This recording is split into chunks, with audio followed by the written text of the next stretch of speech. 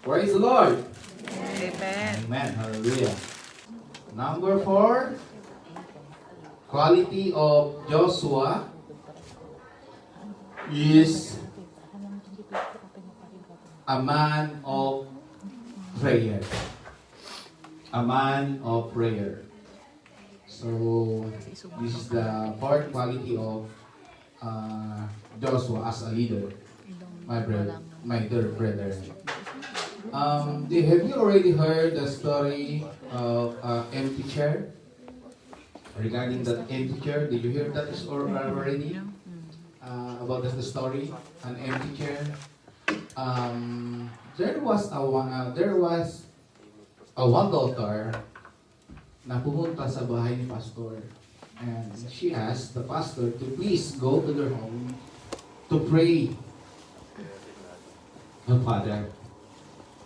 Kasi bedridden na yung father. And now, the pastor go to the house of that daughter, to that lady. Sabi ng pastor, pagdating niya sa bahay, so how are you?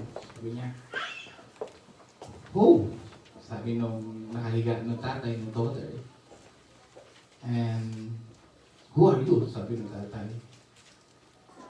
I thought you know me because mayroong empty chair ka na para sa akin. No, because I don't know you. Sabi ng pastor. So, the pastor introduced himself to that father. And he told that, I am the local pastor of your community. So, I am pastor. For example, I am Pastor Danny. Sabi nung pastor. And then, the pastor asked, para saan yung empty chair na yun? Para saan yung empty chair na yun? Sabi niya, sagot niya, yung chair na yan, para kay Jesus. Sabi niya, why? Because one of my friends told me that I need to pray. I need to pray sa sitwasyon ko ngayon. Sabi niya. So, how could I pray? I don't know how to pray. Sabi nung tatay na yun. And his best friend told him that kumuha siya ng isang upuan at iligay niya sa tabi niya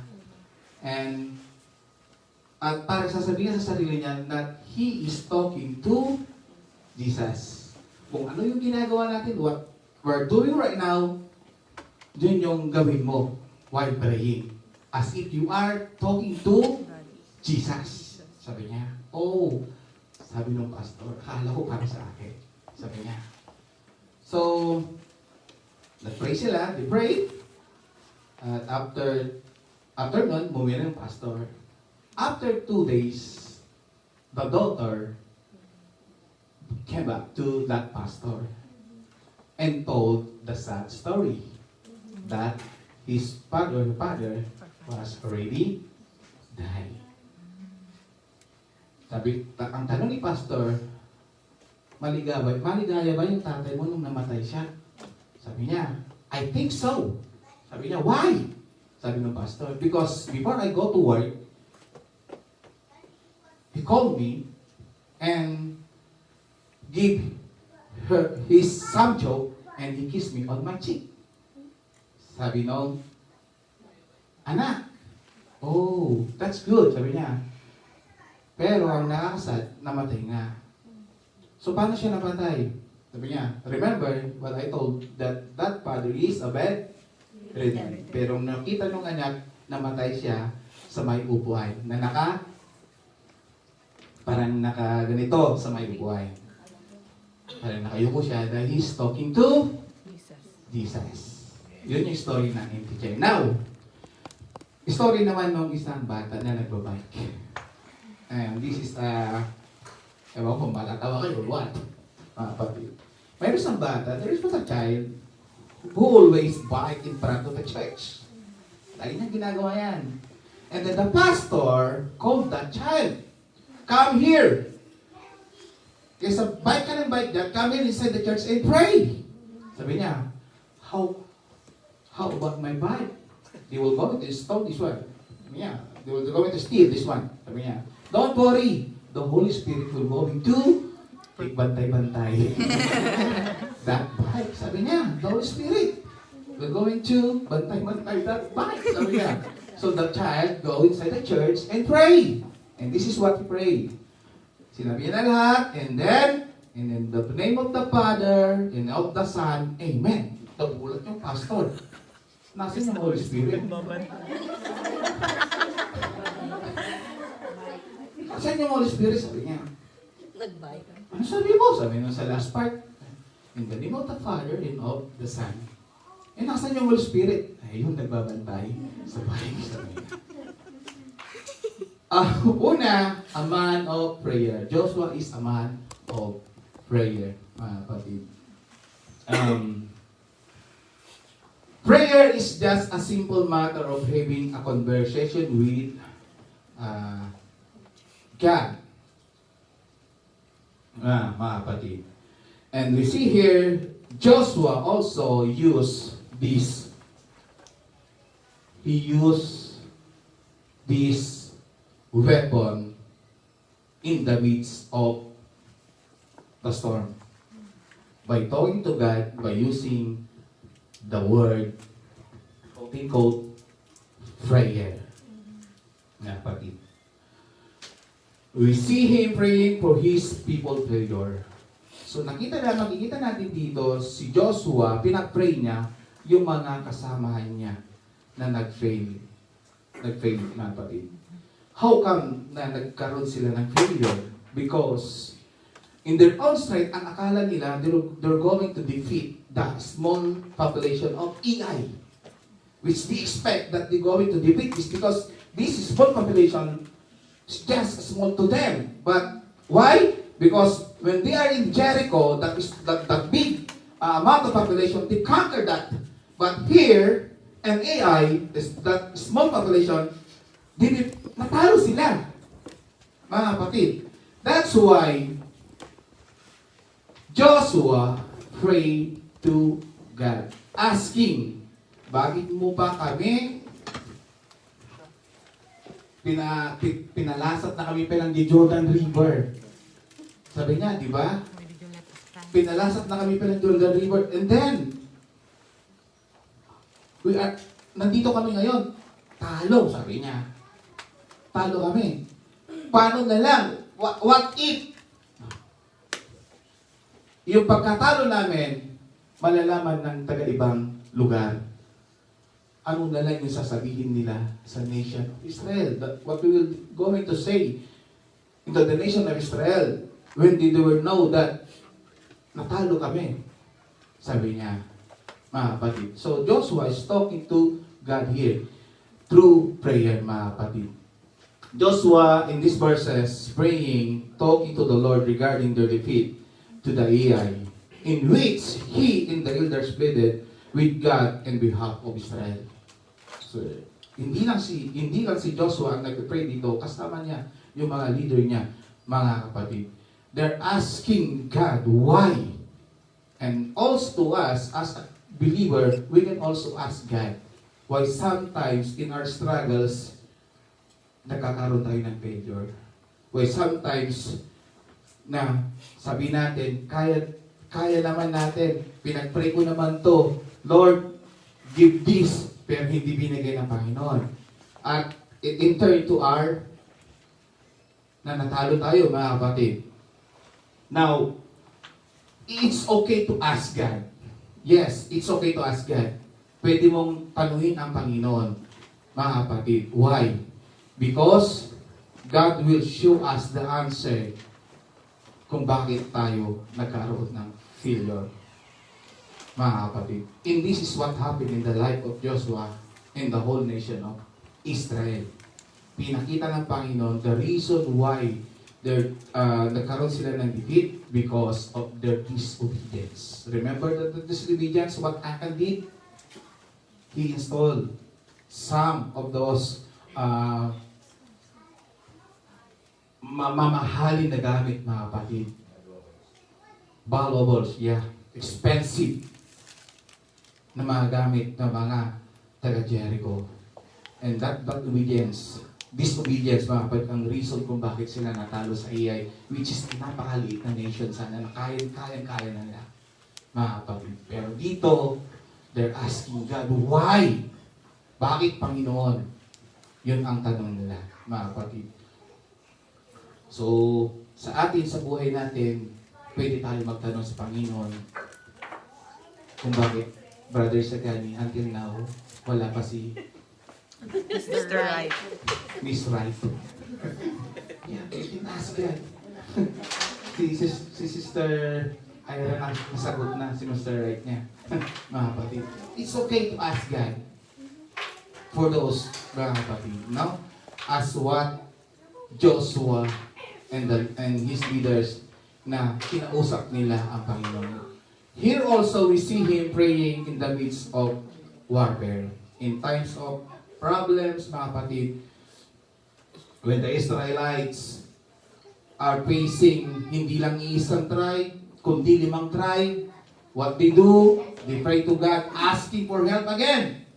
Why? Because in this area of Ai, natalo sila, and they know already the reason kung bakit sila natalo. Now, they're asking another chance.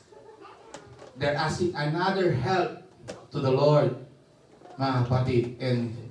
And God answered that prayer, mga kapatid.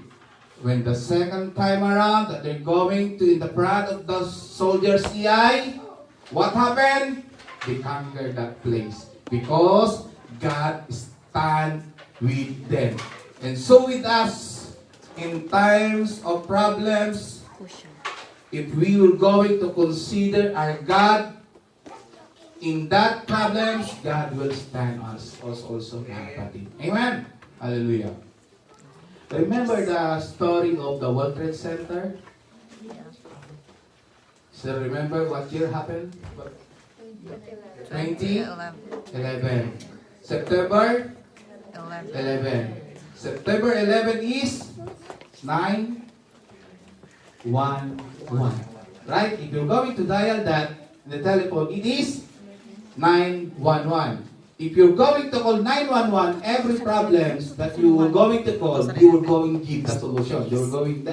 They were going to give that solution, mga kapatid. Binibigay nila, walang problema na hindi nasasagot na 911. Everything, pwede nilang sagutin. But here, September 11. Kaya 911. the terrorists answered that 911. When they called 911, they can do nothing. Remember what happened? So, napakagaling nung mga terrorists na to, no? Talagang isinabay nila sa September 11 para mapahiya ang nation ng US. Na kahit pa tumawag sila sa 911, wala silang magagawa. But here, in the life of Joshua, then when they dialed the 911, God extend His hand to help the Israelites. Why? Because God heard their prayer. When we pray, God will answer. Amen. Amen. Prayer changes things. Prayer can move mountains. Prayer can remove that mountain. Move that mountain. Right? Prayer can move that mountain when we have Faith. faith. Amen. Amen. So when we pray, not just we pray, but we should also have this faith, mga kapatid. A man of prayer. Prayer is the raising of one's mind and heart to God on requesting of good things from God. It means it is better in prayer to have a heart without words than words without a heart. heart. I repeat. It is better in prayer to have heart without words than words without heart. Prayer enables us to move forward. Once we have prayed, we can accomplish anything. Amen. For that. Amen. Once we have prayed, we can accomplish anything. If Joshua had not been a man of prayer, kung si Joshua ay hindi siya prayerful, mga kapatid, the aid of the Lord would not have been provided. True? If Joshua is not a man of prayer, do we consider that God will answer that help that they need? No. So we need to pray so that God will going to aid our needed, mga kapatid. When leaders or believers need all help, they can get the need to be a man of prayer.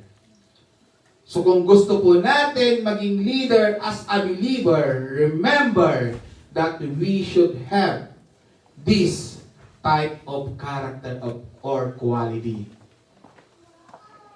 Mga nagkarkararan tayo, mga kapatid. Number 5, the last one, or the last quality of Joshua as a good leader. A man who put God first. A man who put God first. Kindly tell to your seatmate, put God first. Put God first. A man who put God first. Joshua chapter 8, 33 to 35.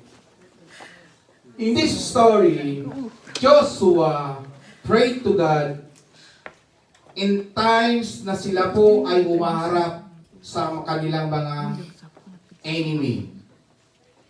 And you know what they're doing? Yung mga enemy po nila, nag-usap-usap po sila na kakalabanin po nila ang Israelites para matalo po sila.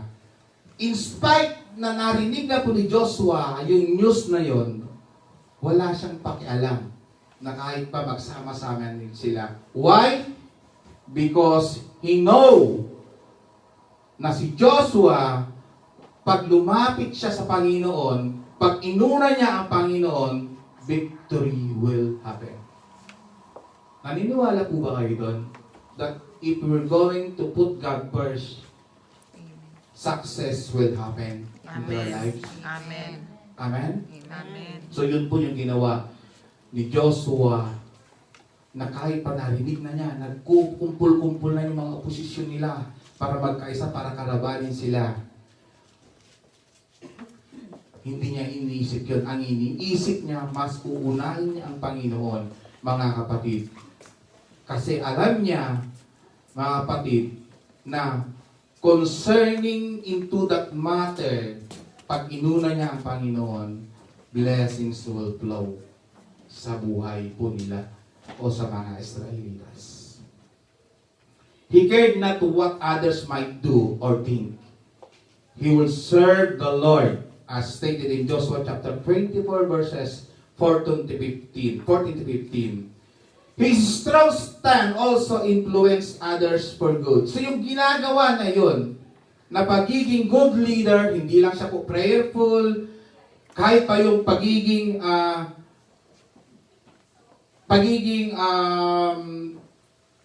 makabuluhan niya sa buhay niya, na inuuna niya ang Panginoon, nakita po ng mga Israelitas yung bagay na yun, at yun po yung nag-udyok para itong mga Israelitas na to ay patuloy din na magpuri sa ating Panginoon. Sa buhay po natin, you and I, if they're going to see that life na mayroon po tayo, at as lagi pong sinasabi, that kahit hindi po tayo mag-testimony, nakikita nila yung buhay po natin, nakaaya-aya in the front of God, ma-influence po sila na pupunta po dito sa bahay sa bayan. Amen? Amen. Amen. So, unahin po natin ang ating Panginoon. Yes, it's good na Sana magkaroon tayo ng maraming ganito. Pero it is better. Peace of mind. It is better na mas inuuna po natin ang Panginoon. Not test me, but prove me that if you're going to obey His word, as I always say, God will stand His promises. Amen. Amen. Amen. Lagi di po nagsisinungaling ang Panginoon. Kung ano po yung sinabi niya, gagawin niya po, mga kapatid. As a conclusion, it was Joshua, itong mga quality na ito na mayroon siya, mga kapatid. Ano po yung una?